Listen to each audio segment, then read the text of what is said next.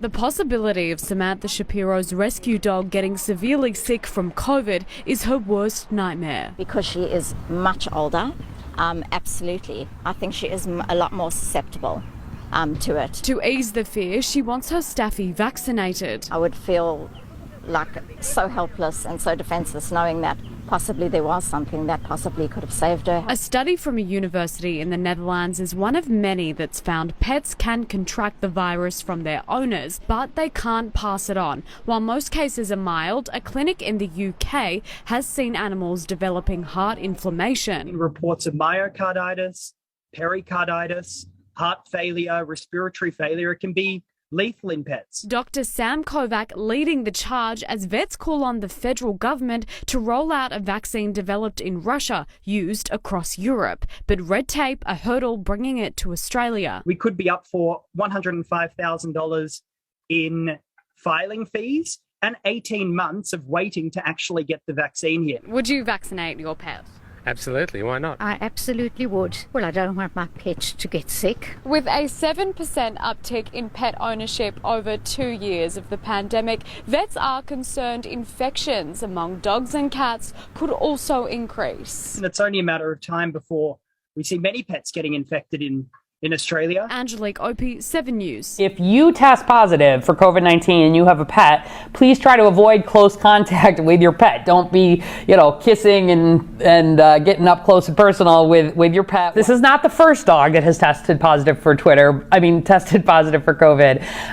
But I believe it was the first one officially in Illinois. We had cats test positive. I want to reassure you that nothing has changed when it comes to dogs and cats related to COVID. There is no evidence that there is a high risk at all of COVID spreading from cats and dogs to humans.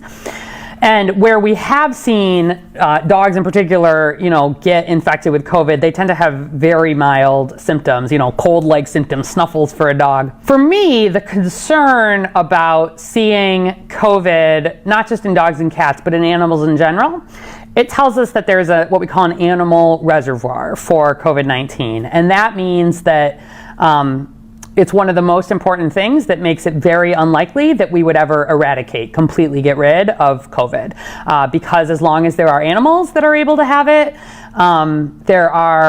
that remains a risk. And in the same way that you can see birds have, variations on influenza, we definitely can see animals have COVID-19. But not to worry, the suggestions in terms of what to do there, we're still learning a lot about the virus, etc.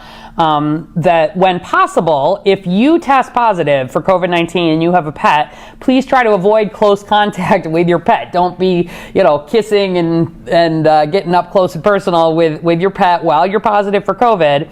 And then if you have a COVID-19 positive animal at home, try to isolate them as much as you can for those 14 days from their positive test.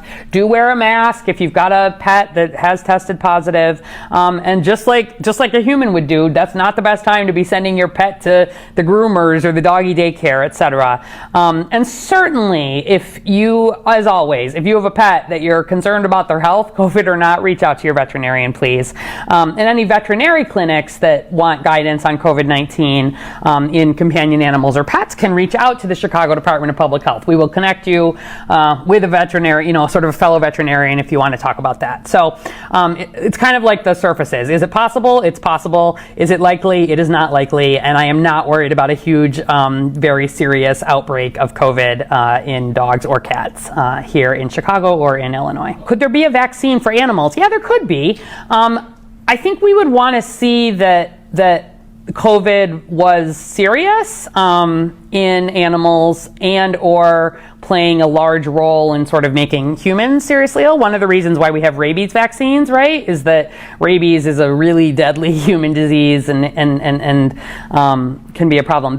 We actually have seen some animals get vaccinated for COVID. Those have more often, though, been in zoo settings, so where we're talking about kind of large mammals, knowing that we've seen a whole host of animals be able to get COVID. There has been some vaccination, but there is no routine vaccination for COVID recommended at all for dogs and cats, and I don't expect that there would be one soon.